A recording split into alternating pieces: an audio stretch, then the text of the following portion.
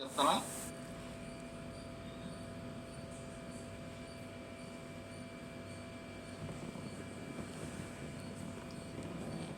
30 వచనం. ఫీనెహాసు లేచి శిక్ష జరిగింపగా ఆ చెగులు ఆగిపోయాను. నిత్యము చర్మలన్నిటను అతనికి ఆ పని నీతిగా ఎంచబడెను. నిత్యము తరములన్నిటను అతనికి ఆ పని నీతిగా ఎంచబడెను. ఈ ఫీనెహాసు ఎవరంటే, ఫీనెహాసులు ఇద్దరు కనపడతారు మనకి బైబిల్లో. అహరోను మనవడు, అహరోను కుమారుడైన ఎలియాజరు, ఎలియాజరు కుమారుడైన ఫీనెహాసు. ఇప్పుడు అహరోను యొక్క మనవడు. సంఖ్యాకాండంలో మనకి సంఖ్యాకాండము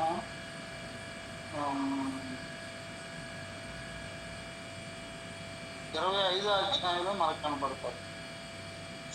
20వ అధ్యాయంలో కనపడతాడు.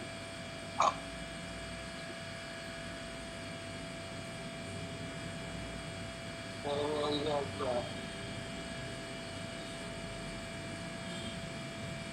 సహజంగా మనుషులమైన మనం భూమిని బ్రతుకుతున్నాము.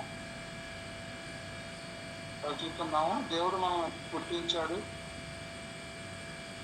ఎందుకు పుట్టించాడు అన్న సంగతి ఈ దినాల్లో చాలా మందికి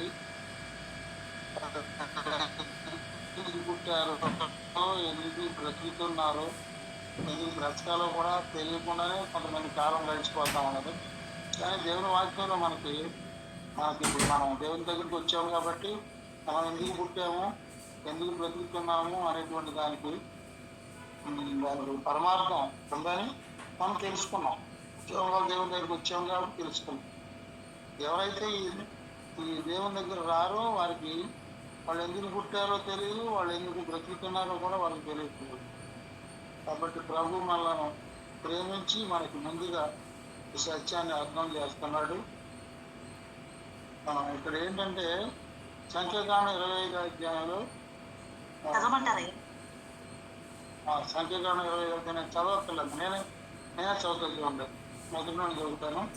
ఇశ్రాయేలీయులు షిత్తీములో దిగి ఉండగా ప్రజలు మోయాబురాండ్రతో ఉపచారం చేశారు. ఆ స్త్రీలు తమ దేవతల బలులకు ప్రజలను పిలువగా వీరు భోజనం చేసి వారి దేవతలకు నమస్కరించరు. అట్లు ఇశ్రాయేలీయులు బయలుపేరుతో కలుసుకున్నందున వారి మీద యెహోవా కోపము రగులుకొనెను. అప్పుడు యెహోవా మోషేతో ఇట్లనెను, నీవు ప్రజల అధిపతులను అందరినీ తోడుకొని యెహోవా సన్నిధిని సూర్యునికి ఎదురుగా వారిని ఉరితీయును. అప్పుడు యెహోవా కోపాగ్ని ఇశ్రాయేలుల మీద నుండి తొలగిపోవునని చెప్పాను. కాబట్టి మోషే ఇశ్రాయేలు న్యాయాధిపతులను పిలిపించి, మీలో ప్రతివాడును బయలుపోయేవారితో కలుసుకున్న తన వశములోని వారిని చంపవల్లని చెప్పాను.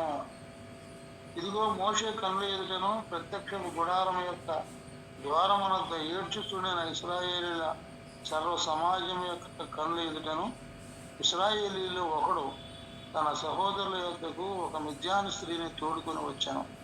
యాజకుడైన అహరోను మనుమడును ఎలియాజరు కుమారుడైన ఫీనెహాసు అది చూసి సమాజము నుండి లేచి ఈటను చేత పట్టుకుని పడక చోటికి ఆ ఇశ్రాయేలీని వెంబడి వెళ్ళి ఆ ఇద్దరిని, అనగా ఆ ఇశ్రాయేలీని ఆ స్త్రీని కడుపులో గుండా దూసిపోనట్లు పొడిచాను.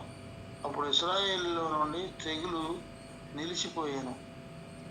24,000 మంది ఆ తెగులు చేత చనిపోయిరి. అప్పుడు యెహోవా మోషేకి ఇలాగ ఆజ్ఞ ఇచ్చాను, యాజకుడైన అహరోను మనుమడును ఎలియాజరు కుమారుడైన ఫీనెహాసు వారి మధ్యను నేను వారవలేని దానిని తాను వారవలేకపోవటం వలన ఇశ్రాయేలీల మీద నుండి నా కోపం మళ్లించాను. కనుక నేను వారవలేకయుండి ఇశ్రాయేలీలను నశింపజేయలేదు. కాబట్టి నీవు అతనితో ఇట్లనము, అతనితో నేను నా సమాధాన నిబంధన చేయుచున్నాను. అది నిత్యమైన యాజక నిబంధనగా అతనికిని అతని సంతానమునకును కలిగి ఉండను. ఎలయనగా అతడు తన దేవుని విషయమందు ఆసక్తి గలవాడై ఇశ్రాయేలీయుల నిమిత్తము ప్రాయశ్చిత్తం చేశాను. అంటే ఈ యొక్క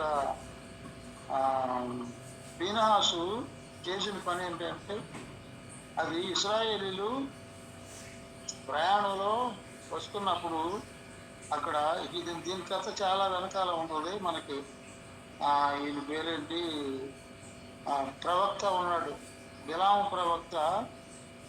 ఏం చేశాడంటే, బాలాకుతో చెప్పిన మాటను బట్టి నెమ్మదిగా ప్రజలను ఎలా ఏ విధంగా పాపంలో వాళ్ళు పడతారో వారిని క్షమించడానికి వాళ్ళు ఏ విధమైనటువంటి మనం సంఖ్యాకాండ 23 అధ్యాయులు ఏమంటుందంటే, ఆయన యాకోబులు ఏ దోషమును కనుగొనలేదు, ఇశ్రాయేలులో ఏ వంకరతనమును చూడలేదు.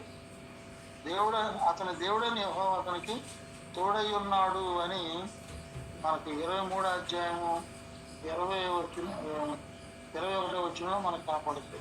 అదేంటంటే, ఇశ్రాయేలును క్షమించమని బాలాకు రాజు బిలాము ప్రవక్తను తీసుకొస్తాడు. అప్పుడు క్షమించదామంటే శాపానికి సంబంధించింది ఏది వాళ్ళలో కనపడలా. ఎందుకని యాకోబులు ఏ దోషము కనపడలేదంట, ఇశ్రాయేలులో ఏ వంకరతనము చూడలేదు. కాబట్టి